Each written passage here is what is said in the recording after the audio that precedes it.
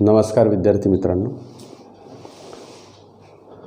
आज आपण multiple choice क्वेश्चनमध्ये coordinate geometry या प्रकरणावर आधारित मल्टिपल चॉईस क्वेश्चन्स कोणत्या कन्सेप्टवर किंवा कोणत्या प्रकारच्या कन्सेप्टवर विचारले जातात याचा आपण थोडासा अभ्यास करणार आहे, थोडासा प्रकरणाची रिव्हिजन करणार आहोत। या प्रकरणामध्ये नेमकं काय काय दिलेलं आहे, कोणकोणते टॉपिक्स मी लर्न केलेले आहेत आणि या टॉपिकची थोड्या प्रमाणामध्ये उजळणी आपल्याला या माध्यमातून करायची। तर कोऑर्डिनेट जॉमेट्री 9वी मध्ये आपण जो कोऑर्डिनेट जॉमेट्रीचा भाग शिकलेलो आहोत, त्या 9वी मध्ये आपण अतिशय बेसिक पार्ट कोऑर्डिनेट जॉमेट्रीचा शिकलो आहोत। त्यानंतर नेमकं 10वी मध्ये आपण जे टॉपिक शिकलेलो आहोत ते 9वीशी निगडित आहेत, हा भाग लक्षात घ्या। त्यामुळे नंबर लाईन पासून सुरुवात करून XY प्लेनमध्ये कोऑर्डिनेट ॲक्सिस आपण विचारात घेऊन, त्या पॉईंटचं लोकेशन विचारात घेऊन, त्या पॉईंटचं लोकेशन म्हणजेच त्या पॉईंटचे कोऑर्डिनेट्स असतात, हा भाग आपण लक्षात घेऊन पुढे आपण distance between the two points, मग त्याच्या वेगवेगळ्या कंडिशन्स आपण विचारात घेतल्या की distance between any two points on the axis, if the points are lie on the axis, suppose x axis, दोन पॉईंट्स एक्स ॲक्सिसवर असले तर मला फॉर्म्युला वापरता येतं x2 - x1. If the two points are lie on the y axis, then we use the formula that is y2 - y1. या बाबी आपल्याला सगळ्या माहिती आहेत। त्यानंतर पुढचा टॉपिक आपण शिकलेलो आहोत की to find the distance between the two points if a segment joining these two points is parallel to any axis. म्हणजे काय, तर XY प्लेनमध्ये दोन पॉईंट्स मला दिलेले आहेत। मग XY प्लेनमध्ये 4 क्वाड्रंट्स असतात हे आपल्याला माहिती आहे। देर आर 4 क्वाड्रंट्स आणि त्या 4 क्वाड्रंट्समध्ये कुठेही पॉईंट येऊ शकतात किंवा दिलेले असतात।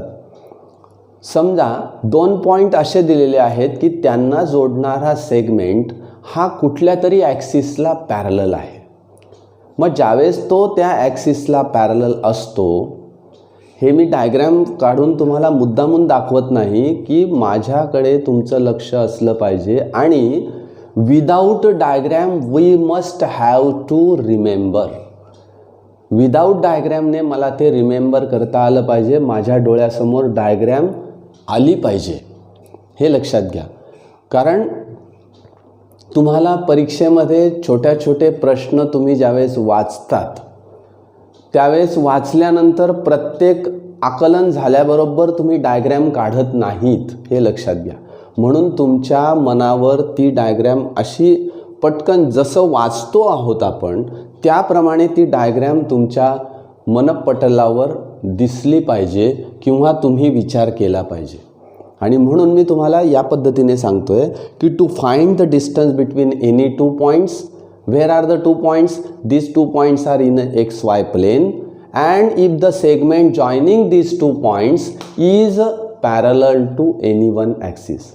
असं जर असेल तर जसं आपण पहिल्या पद्धतीने केलं, काय करतो आपण की रेक्टँगल तयार करतो, मग ती जी सेगमेंट असते ती एक्स ॲक्सिसला पॅरलल असेल किंवा वाय ॲक्सिसला पॅरलल असेल तर परपेंडिक्युलर काढतो आणि त्या कोऑर्डिनेट्स कुठे घेतो तर ॲक्सिसवर घेतो आणि त्या ॲक्सिसवर घेतलेल्या कोऑर्डिनेट्सवरून आपण डिस्टन्स काढत असतो। ते डिस्टन्स आणि हे सेगमेंटचं डिस्टन्स इक्वल असतं, हा भाग लक्षात घ्या। तो एक टॉपिक आपण शिकलो आहोत। मग मल्टिपल चॉईसमध्ये असंच विचारलं जातं। 2 पॉईंट्स मला दिलेले असतात, त्या 2 पॉईंटचे कोऑर्डिनेट्स दिलेले असतात आणि त्या 2 पॉईंटच्या कोऑर्डिनेट्सवरून मला डिस्टन्स काढायचं असतं, बरोबर। नंतर तिसरा टॉपिक आपण शिकलो आहे की डिस्टन्स फॉर्म्युला। आता डिस्टन्स फॉर्म्युला मला माहिती आहे की x1 y1 this is one of the coordinate, x2 y2 this is another coordinate, suppose p and this is q distance between PQ is equal to square root of x2 minus x1 bracket square plus y2 minus y1 bracket square. हा formula आपल्याला सगळ्यांना माहिती आहे, तो आपण शिकलेलो आहोत आणि या फॉर्म्युल्याच्या आधारावर आपल्याला डिस्टन्स काढता येईल. हा एक टॉपिक आपण शिकलो. मग ह्या डिस्टन्सवरून आपण कितीतरी एक्झाम्पल्स सोडवले. कोणकोणते एक्झाम्पल्स सोडवले की given quadrilateral is a parallelogram, तो दाखवायचा आहे मला, बरोबर आहे. मला 4 व्हर्टायसेस दिलेले असतील, तो पॅरलेलोग्राम आहे की नाही ते ओळखायचं आहे. दुसरा भाग तो स्क्वेअर आहे की नाही ओळखायचं आहे, तो रेक्टँगल आहे की नाही ओळखायचं आहे, तो राईट अँगल ट्रायंगल आहे की नाही ओळखायचं आहे. म्हणजे कितीतरी प्रकार आपण या डिस्टन्स फॉर्म्युल्याच्या अनुषंगाने शिकलेलो. त्यानंतर पुढचा टॉपिक जर मी घेतला तर सेक्शन फॉर्म्युला. पुढचा टॉपिक मला माहिती आहे सेक्शन फॉर्म्युला. या सेक्शन फॉर्म्युल्यामध्ये 2 भाग आहेत. मग पहिला जो भाग आहे तो म्हणजे section formula for internal division and second thing that is the section formula for external division.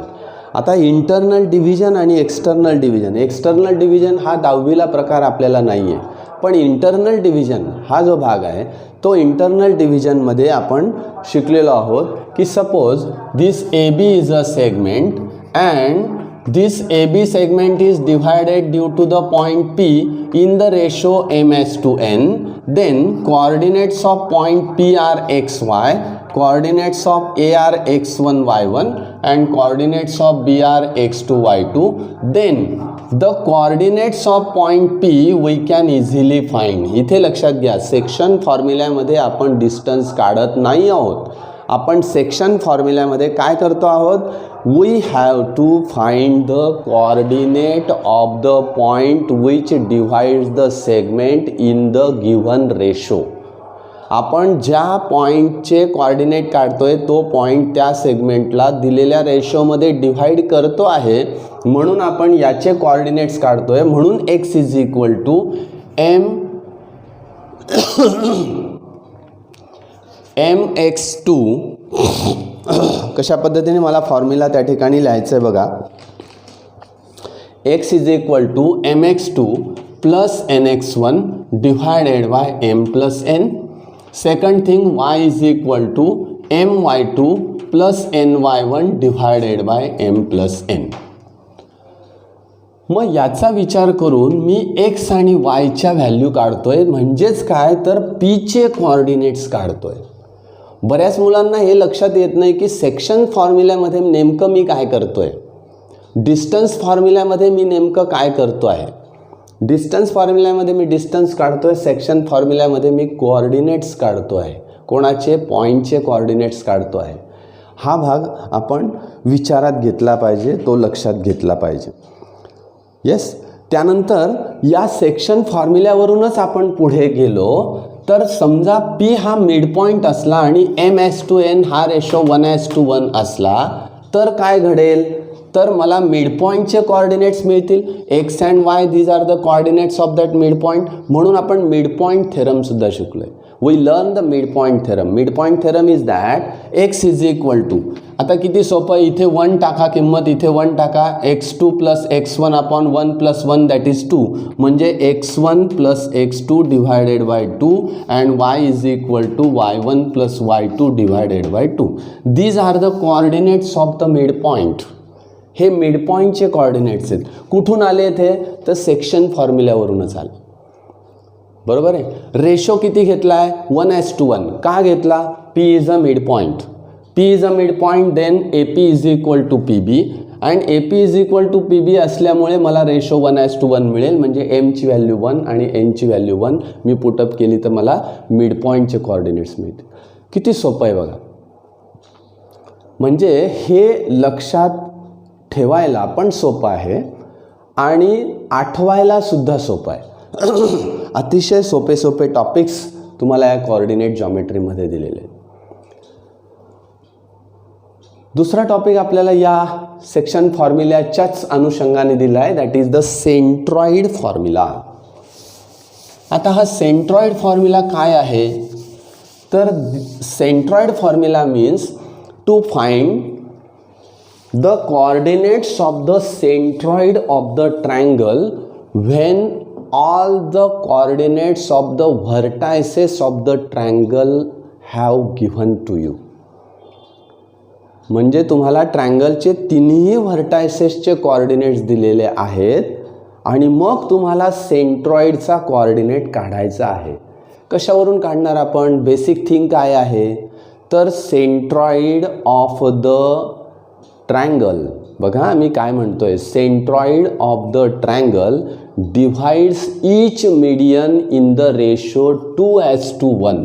या थेरमवरून, या स्टेटमेंटवरून सेक्शन फॉर्म्युला विचारात घेऊन आपण तो फॉर्म्युला कन्स्ट्रक्ट केला आहे, तो फॉर्म्युला आपण तयार केलेला आहे. आणि तो फॉर्म्युला काय आहे तर समजा हा ट्रायंगल आहे, या ट्रायंगलचा हा मिड पॉईंट आहे, या साईडचा मिड पॉईंट आहे, या साईडचा मिड पॉईंट आहे. ओके, हा ए पॉईंट आहे, हा बी आहे, हा सी आहे, हा पी आहे समजा, हा क्यू आहे आणि हा आर आहे.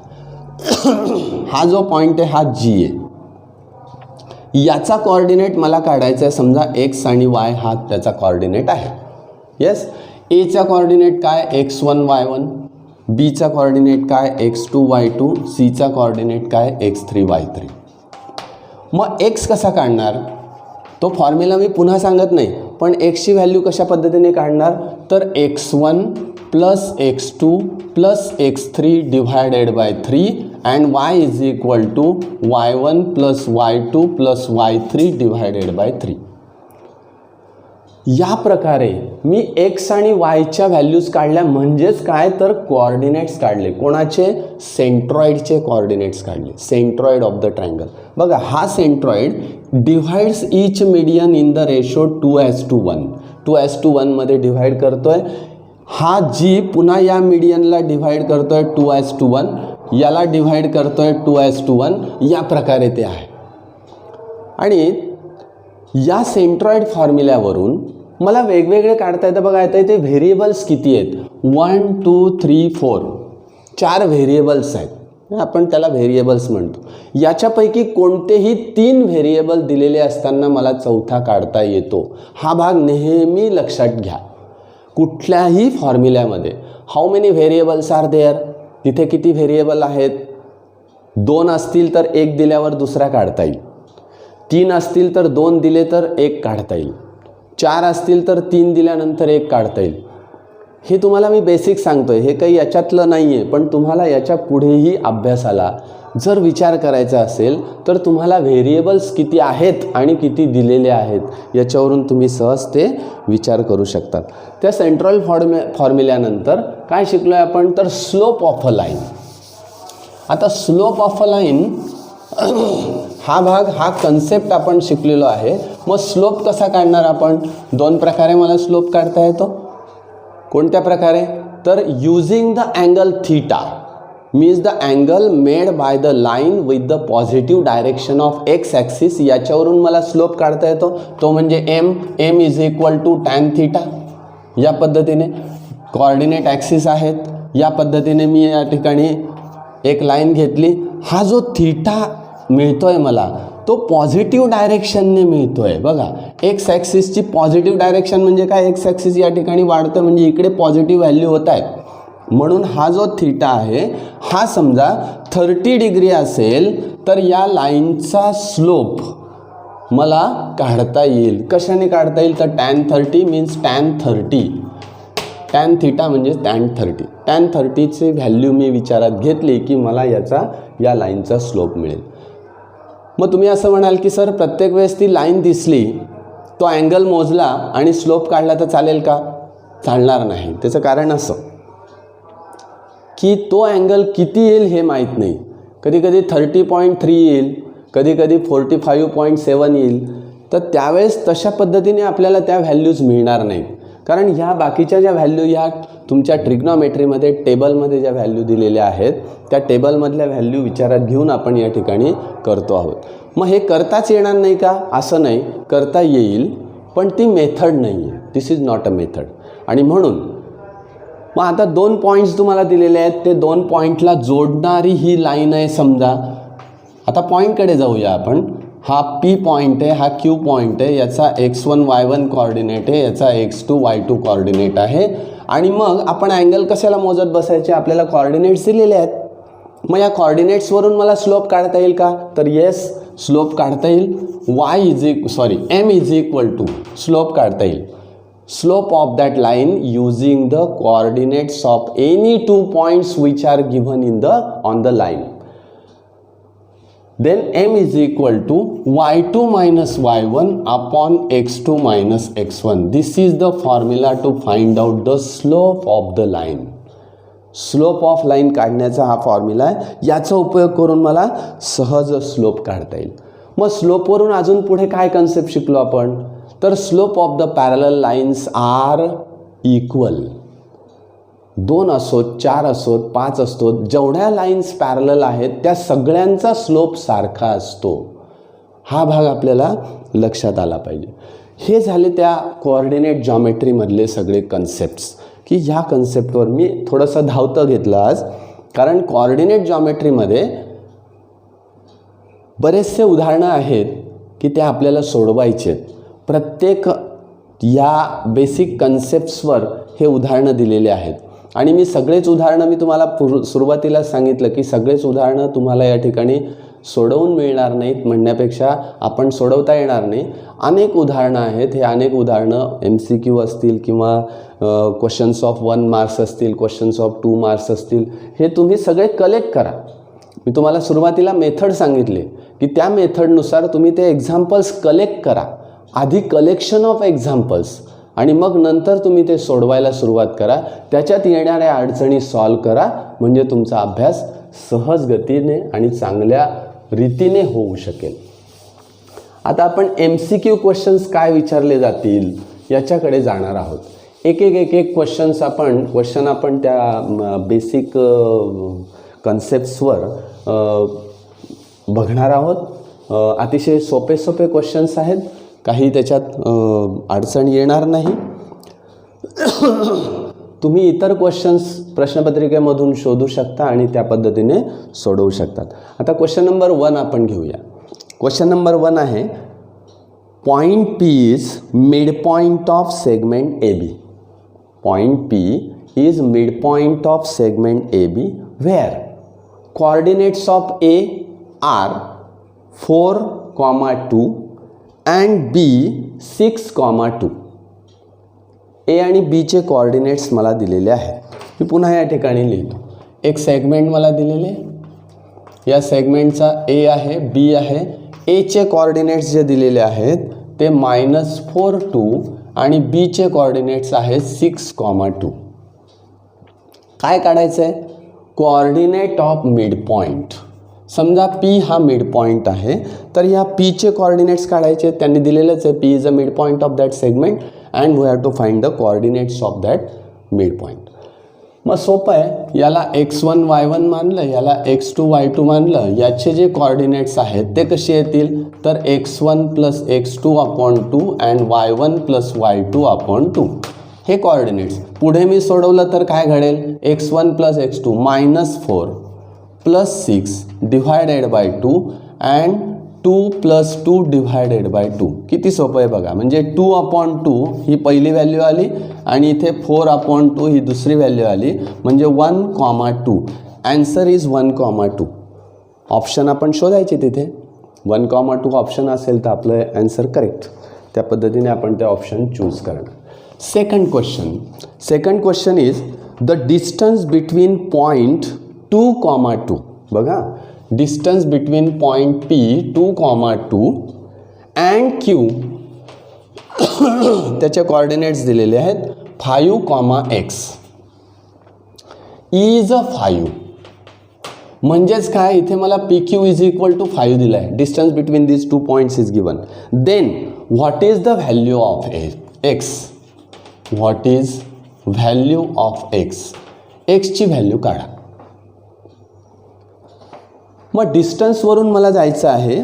मग डिस्टन्सच्या बाबतीत मी विचार करणार की how to find the distance. मी आधी PQ इज इक्वल टू लिहिणार. आता ऑप्शन्स मी तुम्हाला देतो, पण त्यातले तुम्हाला उदाहरण सोडवल्याशिवाय ते कळणार नाही, हा भाग लक्षात घ्या. त्यामुळे ऑप्शन्स आहे 2, 6, 3 अँड 1. ABCD करून घ्या त्याला. 2, 6, 3 अँड 1 असे ऑप्शन्स दिलेले. मग याच्यापैकी कोणते येतील तर मला सोडवल्याशिवाय कळणार नाही, त्यामुळे मला ते आधी सोडवावं लागेल. मग ते सोडवून आपण कशा पद्धतीने विचारात घेणार तर 5, x आणि 2, 2 इज 5 असं दिलेलं आहे. मग सरळ PQ is equal to square root of, हे माहिती आहे मला. मी काय लिहिणार इथे x2 minus x1 bracket square plus y2 minus y1 bracket square. मी माझा फॉर्म्युला लिहिला. मग आता इथे x असल्यामुळे मला स्क्वेअर रूट, मी काय करतो आता PQची व्हॅल्यू इथे टाकतो किंवा PQ square is equal to, हा स्क्वेअर रूट निघून जाईल म्हणजे x2 minus x1 bracket square plus y2 minus y1 bracket square. आता PQ स्क्वेअर मीन्स 25, मी डायरेक्ट लिहितो is equal to x2 minus x1. आता इथला x1 y1 आणि याला x2 y2 मानलं तर x2 मायनस x1 म्हणजे 5 minus 2 bracket square plus y2 minus y1 म्हणजे x मायनस 2 ब्रॅकेट स्क्वेअर. 25 इथे लिहिले, 5 minus 2 that is 3, 3 square means 9 plus याचं स्क्वेअरिंग करायचं x square minus 4x plus 4. Yes, हा 9 इकडे आणला म्हणजे 25 वजा 9 होणार म्हणजे इथे 16 होणार. हा 4 पुन्हा इकडे आणला वजा केला म्हणजे या ठिकाणी 12 होणार. इथे 12 येईल इज इक्वल टू इथे येईल x स्क्वेअर मायनस 4x. आता या बऱ्याचशा स्टेप अशा आहेत की त्या आपल्याला प्रॅक्टिसने पटापट पुढे करता येतात. म्हणून इथे इक्वेशन तयार होईल x square minus 4x minus 12 is equal to 0. आणि मायनस 12चे मला काय करता येतील, फॅक्टर्स पाडता येतील. 6 दुणे 12 मायनस 6 प्लस 2. मग या ठिकाणी फॅक्टर्स येतील x minus 6 and x plus 2. मी जर पुढे सोडवलं तर x is equal to 6 and x is equal to minus 2 असं मला मिळतील. मग आता दोघंही व्हॅल्यू असतील तर ते ऑप्शन कोणतं आहे ते नीट बघायचं. बघा 2, 6, 3 अँड 1. मग त्या ठिकाणी कधी कधी असं दिलेलं असतं कारण या दोघंही व्हॅल्यू चालू शकतात, बरोबर आहे. म्हणजे 6 पण चालेल आणि मायनस 2 सुद्धा चालेल. पण आपल्याला ऑप्शनमध्ये काय दिलेलं आहे, 6 दिलेलं आहे. म्हणजे मग आपला आन्सर हे 6 आहे. या पद्धतीने मी विचारात घेईल. कधी कधी ऑप्शनमध्ये 6, मायनस 2 असं पण दिलेलं असेल, मग ते सुद्धा आपल्याला चालेल. ते ऑप्शन आपण त्या ठिकाणी निवडलं पाहिजे. आता बघा तिसरा क्वेश्चन आपण घेऊया. The distance between point P, the distance between point P चे कोऑर्डिनेट्स दिलेले आहेत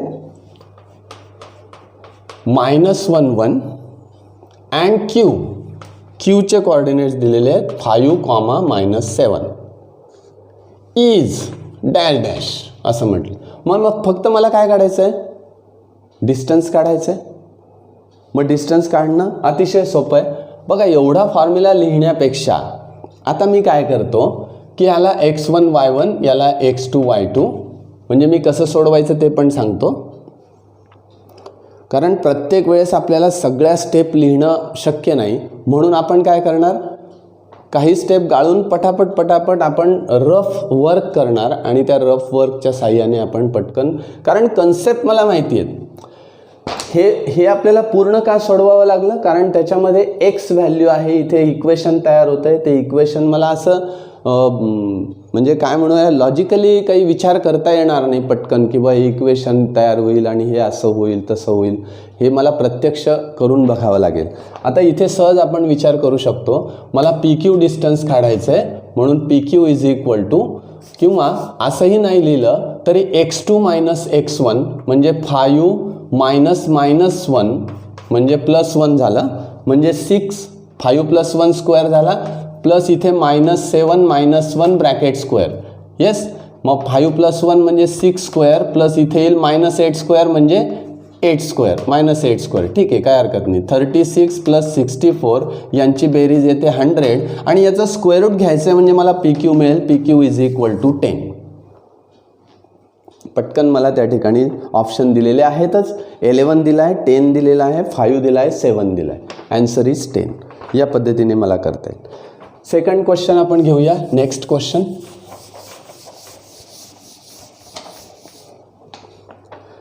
If the length of the segment joining L in bracket x comma 7, if बघा, if length of segment joining L x comma 7 and point M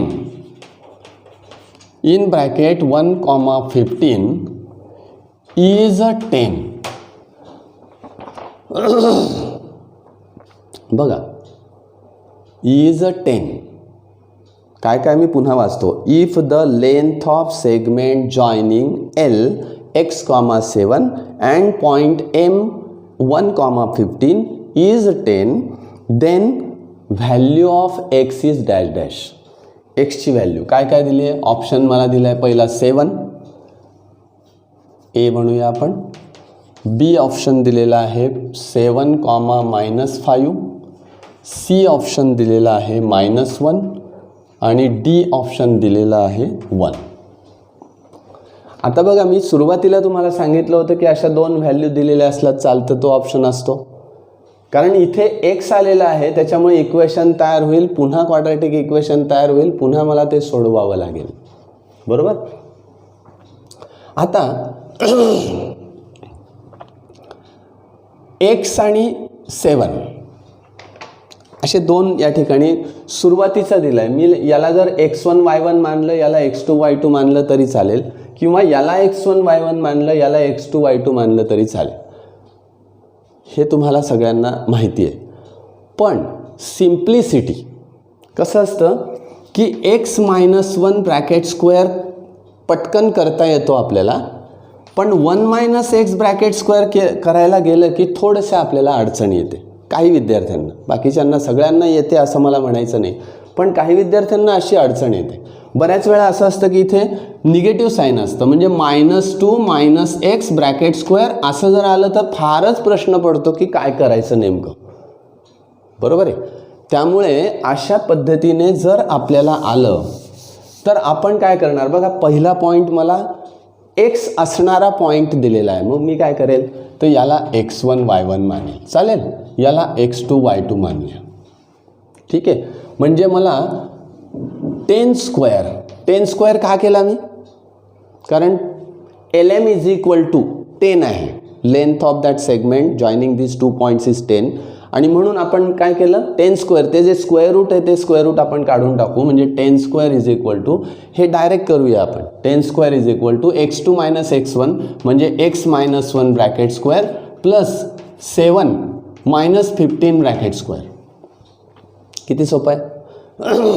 10 square म्हणजे 100 = x -1 bracket square x square - 2x + 1 plus 7 - 15 म्हणजे -8. -8चा square किती होईल 64. आता बघा, हा 64 याच्यातून वजा होईल म्हणजे 36 होईल. 36 मधून हा 1 वजा होणार आहे. बरोबर आहे. म्हणजे किती आले आहेत 35.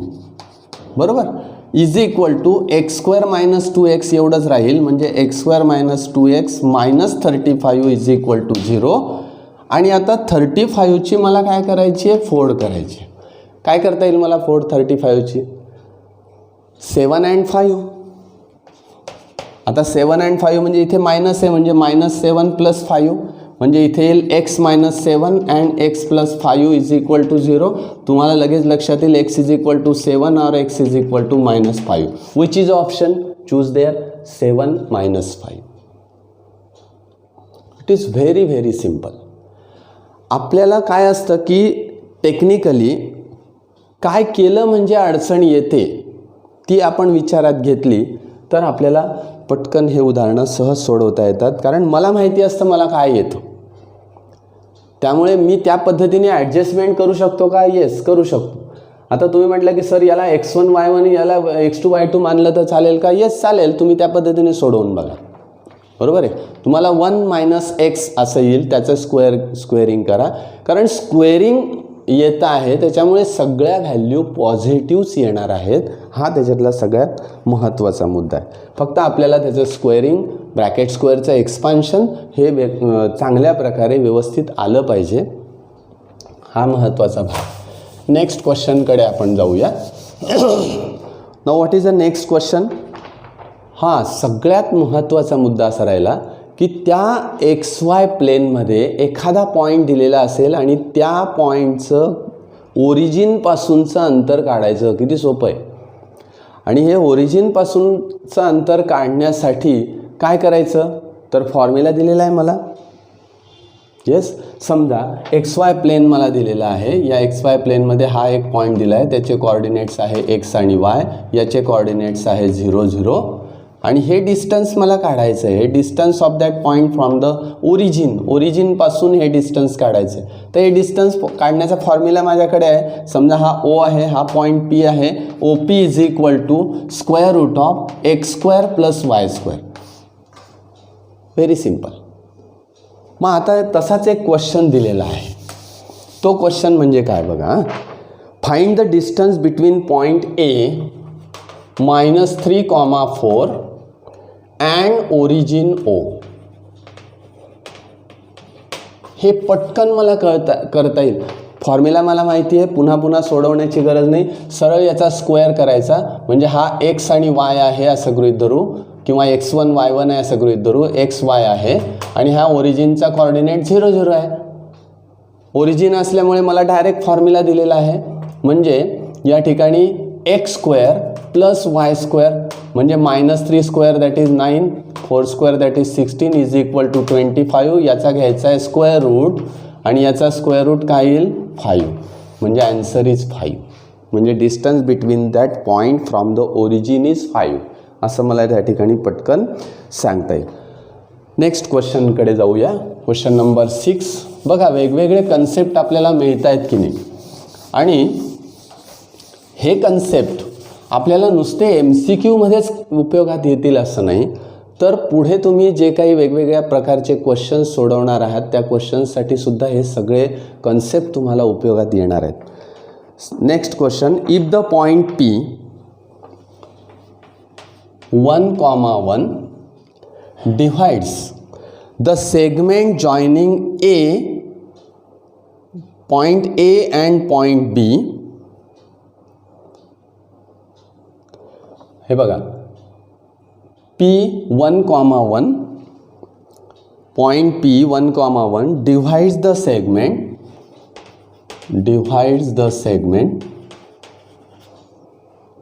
joining A and point B. A and point B. B चे कोऑर्डिनेट्स दिलेले आहेत -1 -1 इन रेशो. बघा, रेशो सुद्धा दिला आहे. In ratio 5:2. Then find coordinate of A. बघा, उलटा क्वेश्चन दिलेला आहे. म्हणजे काय, तर हा एक सेगमेंट दिलेला आहे, हा A आहे, हा P आहे, हा B आहे. या P चे कोऑर्डिनेट्स दिलेत 1 1, B चे कोऑर्डिनेट्स दिलेत -1 -1. येस -1 -1. आणि तुम्हाला A चे कोऑर्डिनेट्स काढायचे.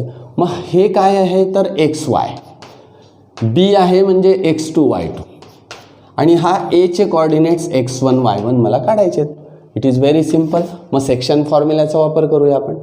मग सेक्शन फॉर्म्युलामध्ये काय, x is equal to mx2 plus nx1 divided by m plus n and y is equal to my2 plus ny1 divided by m plus n. Yes, हे दोन फॉर्म्युलेस मला माहिती आहेत कोऑर्डिनेट्सचे. x is equal to m means 5:2 दिलेलं आहे मला. Ratio दिला बघा 5:2, म्हणजे हा m आहे, हा n आहे. m म्हणजे 5, x2 इज -1 बघा, प्लस n मीन्स 2, x1 म्हणजे 2x1. x1 ची व्हॅल्यू मला दिलेलीच नाही. डिवायडेड बाय 7 कुठून आला, 5 + 2 7 m + n. मग x इज इक्वल टू म्हणजे x ची व्हॅल्यू दिली आहे का, येस दिली आहे, 1 ठेवले. 7ने इकडे गुणायचं, 7 इज इक्वल टू इथे येईल 5 × -1 -5 प्लस 2x. मग सरळ हा 2x तिथेच राहू द्या, हा 5 फक्त इकडे आणा, म्हणजे 7 + 5 is equal to 2x and hence 12 is equal to 2x and x is equal to 6. पटकन मला व्हॅल्यू मिळाली. त्याचप्रमाणे yची व्हॅल्यू काढा. तुम्हाला ते काढता येईल. ऑप्शन्स त्या ठिकाणी दिलेले आहेत, ते मी तुम्हाला सांगतो. पुढचं काम तुम्हाला करायचं आहे. आता मला सांगा की एक व्हॅल्यू काढल्यानंतर दुसरी काढणं किती सोपं आहे. का सोपं आहे? कारण व्हॅल्यू सगळ्या सारख्या आहेत ना. 1 1 आहे, -1 -1 आहे. Value of y must be 6. Value of y 6 येणारच आहे. तुम्ही काढून बघा. म्हणजे ऑप्शन किंवा कोणता सिलेक्ट करायचा तर 6 6. म्हणजे एक व्हॅल्यू तुम्ही काढली की हे लक्षात घ्या. तुम्ही याचं ऑब्झर्वेशन करा. म्हणून मी सुरुवातीला सांगितलं तुम्हाला की observation is very very important. ऑब्झर्वेशनला सर्वात जास्त महत्त्व आहे शिक्षणामध्ये. म्हणून निरीक्षण हे आपलं परफेक्ट असलं पाहिजे. मी इथे कसं निरीक्षण केलं की एक्सची किंमत 1च आहे, वायची किंमत पण 1च आहे. या किमती तर काही बदलणार नाही 5:2. बीचे कोऑर्डिनेट्स पण सेम आहेत. हां, बीचे कोऑर्डिनेट्स जर बदलले असते तर मग व्हॅल्यू बदलली असती, किंवा वायची किंमत जर या ठिकाणी बदलली असती तर व्हॅल्यू बदलली असती. हे दोघं व्हॅल्यू सारखे आहेत, त्याच्यामुळे वायची व्हॅल्यूसुद्धा 6च येणार आहे. हे अतिशय महत्त्वाचं आहे. निरीक्षण शक्ती ही आपली वाढली पाहिजे. कारण जसं जसं आपलं वय वाढतं तसं तसं आपलं निरीक्षण शक्तीसुद्धा वाढली पाहिजे. त्याच्यासाठी आपण प्रयत्न केले पाहिजेत. हा सगळ्यात महत्त्वाचा भाग आहे. म्हणजे हे मी तुम्हाला का सांगतो आहे, कारण याच्या पुढे तुम्हाला गेल्यानंतर 11वी 12वी असो किंवा तुम्ही दुसरं कुठलंही फील्ड ज्यावेळेस निवडाल त्यावेळेस त्या फील्डमध्ये काम करताना वी मस्ट ऑब्झर्व. आपण ऑब्झर्व बघा, निरीक्षणाने कितीतरी गोष्टी आपण शिकतो, निरीक्षणाने कितीतरी गोष्टी आपण करतो. बरोबर आहे. फक्त त्या नुसत्या करणे असं नाही, तर त्या निरीक्षणाबरोबर त्या कृतीला आपल्याला कौशल्याची जोड द्यावी लागते. आणि मग ते कौशल्य आपल्याला प्राप्त होतं आणि मग आपण स्किलफुली ते काम करायला लागतो. अतिशय सोपं भाग आहे हा. शिक्षण म्हणजे जो भाग आहे त्याच्यामध्ये निरीक्षणाला खूप महत्त्व आहे. हा मुद्दा मला तुम्हाला सांगायचा होता. Next question. If segment AB is parallel to y axis and coordinate of A are 1,3. बघा, इफ अ सेगमेंट AB, मी क्वेश्चन लिहितो म्हणजे कशा पद्धतीने विचार करायचा ते आपल्याला लगेच कळेल. If segment AB is parallel to y axis, parallel to y axis, एक सेगमेंट AB आहे parallel to y axis and coordinate of A is 1,3, then the coordinate of B are dash dash. पहिला पर्याय मला दिलेला आहे 3,1. Second option that is 5 3. Third option that is 3 0 and fourth option that is 1 -3. बघा, हे options मला दिलेले आहेत. आता थोडासा विचार केला तर हा y ॲक्सिस आहे. येस, इथे 1 2 3 4 5 6 7 8 ते माहिती आहे तुम्हाला सगळं. बरोबर, ठीक आहे. इथे -1 -2 -3 -4 -5 असं आहे. आता या बाजूला मी लिहितो. हां, आता हा 1 2 3 4 5 6 आहे. हा 1 2 3 4 5 6 आहे. पहिला पॉईंट कुठला दिला आहे? A 1 3 1 3, म्हणजे हा पॉईंट आला बघा 1 3. येस, आणि हा पॉईंट आणि B बरोबर आहे, याला जोडणारा रेषाखंड y ॲक्सिसला पॅरलल आहे. मग आता इथून खाली आल्यानंतर बघा y कोऑर्डिनेट निगेटिव्ह पाहिजे. वाय कोऑर्डिनेट काय पाहिजे, निगेटिव्ह पाहिजे, लक्षात घ्या. मग ऑप्शन बघायचा 3 1 5 3 शक्य नाही, 3 0 शक्य नाही, 1 -3 -3 इथे खाली येतोय म्हणजे हा बीचा कोऑर्डिनेट असावा. Yes, this is the point B. पटकन आपल्याला ओळखता येतं. या ठिकाणी स्लोपचा वगैरे विचार करायचा नाही. का विचार करायचा नाही? कारण slope of Y axis is not defined. Y ॲक्सिसचा स्लोप नॉट डिफाईन आहे, त्यामुळे स्लोपचा विचार करायचा नाही. ऑप्शन बघायचे. ऑप्शनमध्ये तुम्हाला काय दिलेलं आहे, 1 -3. मग बघा वाय कोऑर्डिनेट याच्यामध्ये आहे का, निगेटिव्ह आहे का, नाही. याच्यात निगेटिव्ह आहे का, नाही. याच्यात निगेटिव्ह आहे का, नाही. याच्यात निगेटिव्ह आहे, म्हणजे -3 इथे येऊ शकतो. 1 -3 कारण हा 1 आहे बघा, त्यामुळे हा 1च असला पाहिजे. का? कारण एक्स कोऑर्डिनेट जर सारखा असेल तर त्यांना जोडणारा रेषाखंड नेहमी वाय ॲक्सिसला पॅरलल असतो. मुद्दे लक्षात घ्या. मी आधी जे शिकलेलो आहे त्याच्यावरच विचार करतो आहे, निरीक्षण करतो आहे. कारण MCQमध्ये मला निरीक्षणसुद्धा करावं लागतं, बरोबर आहे. Observation is very important. पुन्हा पुन्हा त्याच मुद्द्याकडे आपण येतो आहे. Example number 8 now. आता नेक्स्ट एक्झाम्पल आपण बघूया. मला असं वाटतं हे तुम्हाला खूप चांगल्या प्रकारे कळत असेल. त्याचं कारण असं की हे सगळा अभ्यास आपला झालेला आहे आणि त्यामुळे काही महत्त्वाचे आणि बेसिक अशा कन्सेप्ट्सवर आपली रिव्हिजन होते आहे. त्यामुळे मला असं वाटतं तुम्हाला पटकन ते कळत असेल. बघा, if point P is a mid point of segment joining A -4 2 and P 6, 2, then the coordinate of P are. सोपं आहे. ऑप्शन दिले आहे -1 2, second option 1 2, third option 1 -2 and fourth option -1 -2. Mid पॉईंटचे कॉर्डिनेट्स काढायचे आहेत.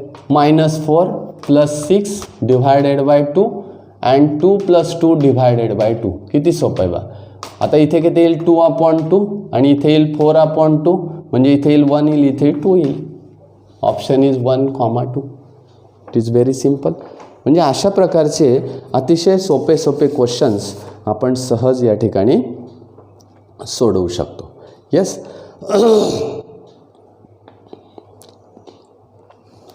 आता एक क्वेश्चन आपल्याला सेंट्रॉइडवर दिलेला आहे, तो क्वेश्चन आपण सोडवूया. इफ द सम ऑफ, बघा नीट लक्ष द्या, if the sum of x coordinates of the vertices of triangle is 12. पुन्हा नीट लक्ष द्या, म्हणजे ऑब्झर्व करा मी काय बोलतो आहे त्याच्याकडे आणि क्वेश्चन काय. If the sum of x coordinates of vertices of triangle is 12 म्हणजे काय, sum of x coordinates of vertices of triangle म्हणजे x1 + x2 + x3 = 12 असं दिलं आहे. And the sum of y coordinates is 9 म्हणजेच y1 + y2 + y3 = 9. Then coordinate of centroid are. Option दिलेला आहे 12 9. सेंट्रॉइडचे coordinates काढायचे मला 9 12 4 3 अँड 3 4. मग याच्यासाठी काय लागेल मला, तर सेंट्रॉइडचा फॉर्म्युला मला माहिती असला पाहिजे. मग सेंट्रॉइडचा फॉर्म्युला काय आहे, x1 + x2 + x3 divided by 3, y1 + y2 + y3 divided by 3. म्हणजे x = हे घेतलं आहे आपण. मग याला 3 ने भागायचं आहे. 12 डिवायडेड बाय 3 = 4, 9 डिवायडेड बाय 3 = 3. म्हणजे 4, 3 this is the answer. 4, 3 is the answer. किती सोपं आहे. तर अशा पद्धतीने वेगवेगळे एक्झाम्पल्स तुम्ही घ्या आणि ते सोडवण्याचा प्रयत्न करा. आधी पूर्ण प्रकरणाची रिव्हिजन करा, अभ्यास करा त्या प्रकरणाचा. त्याच्यात कुठले कुठले कन्सेप्ट्स दिलेले आहेत, काय काय दिलेलं आहे, फॉर्म्युलेज कोणते कोणते दिलेले आहेत, त्या फॉर्म्युल्यावर मला ॲप्लिकेशन कशा पद्धतीने करता येतं आहे की नाही, आणि मग दिलेल्या उदाहरणाकडे बघण्याचा दृष्टिकोन आपला त्यामुळे तयार होतो. अभ्यास जर नसेल तर त्या उदाहरणाकडे किंवा त्या प्रश्नाकडे बघण्याचा दृष्टिकोनच आपला काही नसतो, नुसतं आपण ते वाचत असतो, बाकी काही नाही. तर अशा पद्धतीने आपण एक एक प्रकरणाकडे पुढे चाललेलो आहोत. उद्याच्या व्हिडिओमध्ये आपल्याला ट्रिग्नॉमेट्री या विषयावर पुन्हा MCQवर कशा पद्धतीने विचारलं जाईल, तो तर फार इंटरेस्टिंग भाग आहे ट्रिग्नॉमेट्रीचा. त्या ट्रिग्नॉमेट्रीवर आपल्याला वेगवेगळे क्वेश्चन्स कसे सोडवता येतील त्याचा आपल्याला विचार करायचा आहे.